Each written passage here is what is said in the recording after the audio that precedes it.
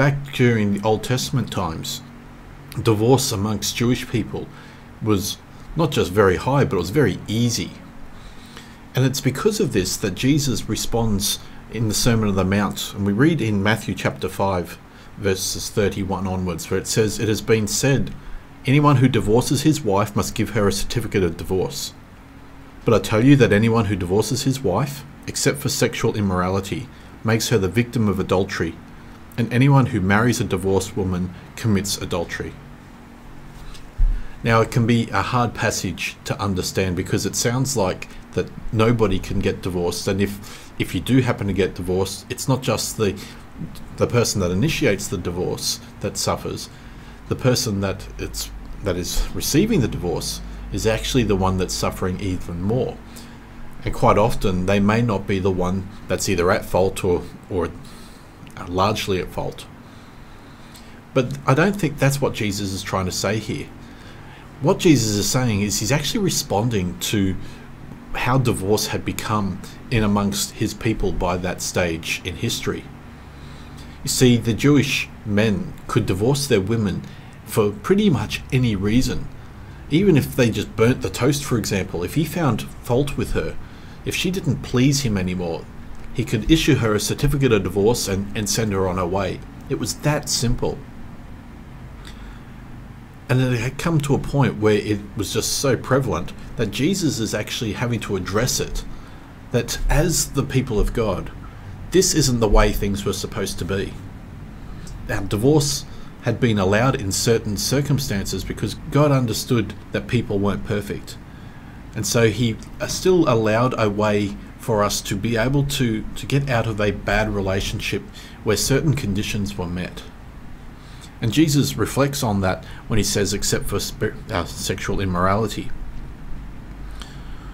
But it goes on where it says, anyone that divorces a woman makes her the victim of adultery. By divorcing her, it may be legal, but it wasn't right in God's eyes. According to God, they were still married. And so if the man moves on, he makes her the victim of adultery. She hasn't done anything to earn that. She becomes the victim. And so Jesus is trying to make it clear that this is actually causing hurt and pain amongst people, and especially the women who had no rights in this. They had no say. And so they were often left destitute with nobody to look after them. But it goes on and says, and anyone who marries a divorced woman commits adultery. And again, this is because the marital union still exists in God's eyes.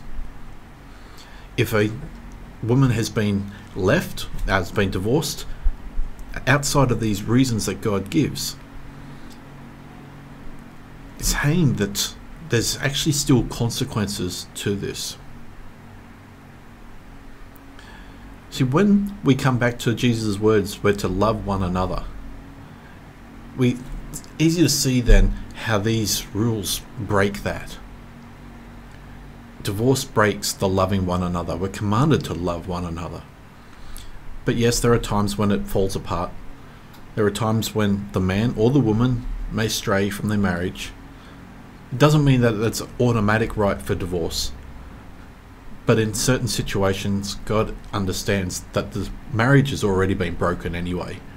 And so he allows for divorce in that.